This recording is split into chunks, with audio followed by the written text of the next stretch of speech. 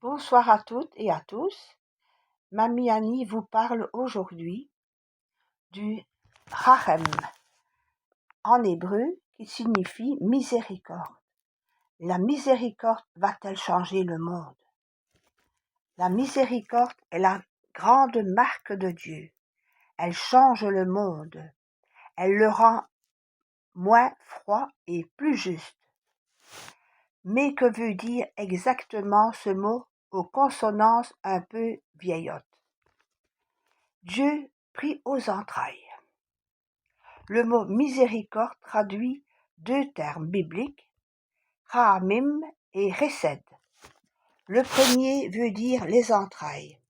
Le second signifie un amour fidèle. Dieu est pris aux entrailles pour sa création. On pourrait comparer cela avec l'amour d'une mère, prise aux entrailles, par l'amour qu'elle porte à son enfant. Et cet amour est fidèle. La miséricorde apparaît donc comme l'attachement profond de Dieu pour l'homme. Dans notre vie, Dieu souffre avec nous. Il est bouleversé par nos malheurs, nos souffrances, notre misère et nos péchés. C'est un amour voulu, choisi, décidé et fidèle, malgré nos égarements. Le Dieu d'Israël est un Dieu qui aime. Un nouveau titre, un mot dérangeant. Sans doute n'aimons-nous pas cette connotation un peu paternaliste du mot miséricorde, qui fait que nous confondons souvent miséricorde et pitié. Mais si ce terme s'applique avant tout à Dieu, peut-être pouvons-nous nous réconcilier avec lui. Oui, il y a de l'asymétrie dans notre relation à Dieu. Son amour est tellement plus grand que le nôtre. Sa miséricorde est à la fois compassion, pitié, bonté, charité et pardon.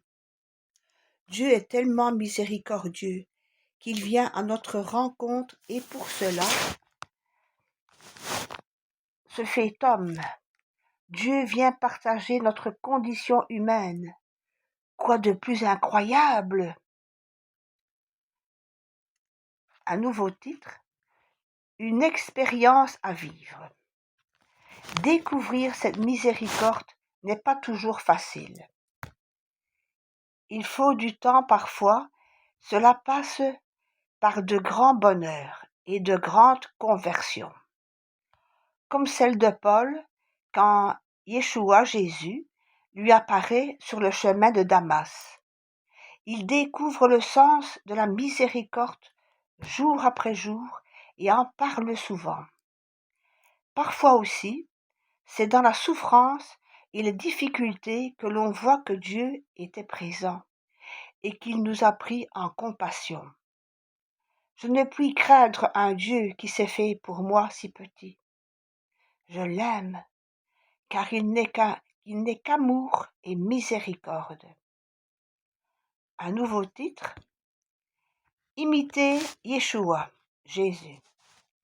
Il ne s'agit pas seulement de découvrir que Dieu est miséricordieux, il faut aussi lui ressembler. Dans les évangiles, Yeshua guérit les malades, pardonne aux pécheurs, console ceux qui sont dans la peine. Il est le visage de la miséricorde du Père. Nous sommes invités à imiter Yeshua, Jésus, non pas pour être gentils avec les autres, mais parce que c'est le seul moyen que nous ayons pour le rencontrer. Être miséricordieux n'est pas spontané, mais nous devons nous y essayer chaque jour, car c'est le chemin qui conduit à la vie avec Dieu. Le Seigneur est plein de miséricorde et de compassion. Jacques, chapitre 5, verset 11. Et là, la petite pensée du jour. Le jugement est sans miséricorde pour qui n'a pas fait miséricorde. La miséricorde triomphe du jugement. Amen. Soyez bénis, éclairés et protégés par notre Seigneur Yeshua. Amen.